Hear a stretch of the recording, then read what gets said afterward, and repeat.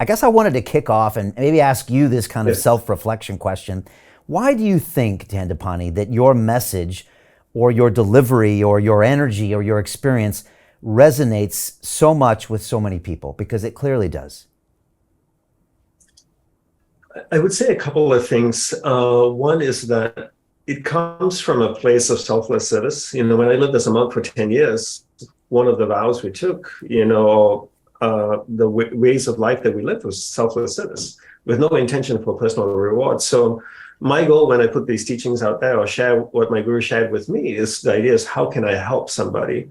So I have no intent of gaining anything from it. Obviously, yes, I sell courses, I make money. I need the money to run everything that I do, but the intent is always there to help others. So, and that's the first thing. And then the second thing is to make it as simple and clear and understandable as possible for everyone. So I don't try to impress people with things that sounds impressive, but people listen to it and go like, wow, that sounds amazing, but I have no idea what to do with this. So I try and keep it really simple so people can understand and then implement in a sustainable way. And I think those two things make it very appealing to people. And it's two of the feedbacks that I get quite often as well. Yeah, I would agree. I would say that there's something about the energy you bring to the knowledge that you impart that has that kind of selfless service. This is someone who's just trying to give the world the lessons you learned through your life and having this incredible experience as a monk, which we'll talk about. But also it doesn't seem to have an agenda. And you're not trying to be some guru. You're just trying to tell people how it is for you. And I remember at the event at our summit in London, someone asked you from the audience, they reached their hand and they said, how do you feel about money? And you're like, I love money. Money is great. It allows me to do all these things. And everybody in the audience was almost shocked because they expected you to say something different, but you were totally congruent with how you believe. And people find that, I think, really refreshing about you, that you can be real and a monk, but also be practical. It's a fascinating combination. I don't know if you remember that. But I do. I remember that very clearly. Yeah. And I also shared, when he asked that question, one of my mentors had shared with me that profit is for the purpose of impact. And I think, the more money I make, the more financial resources I have to create impact in the world, whether in people's lives or in the lives of in environmental impact. So for me, and I think people's relationship with money is very skewed. And a lot of times with spirituality, people think that if you're spiritual, you shouldn't be pursuing money or material gains. There's nothing wrong with it. There's nothing wrong with money. I mean, it's how you use it, right? If I use it to buy drugs or traffic humans, then yeah, not so great. But if I use it to do good, then why not make as much money as you want?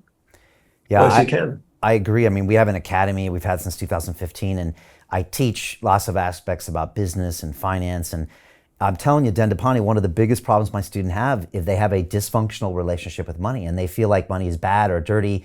And so many of my students, because they would never allow themselves to create a profit, they found themselves constantly struggling to make an impact in their business, struggling with their family. And when I kind of gave them permission to make a profit, they're like, oh, wow, now I can take care of my family and I can help thousands of more people.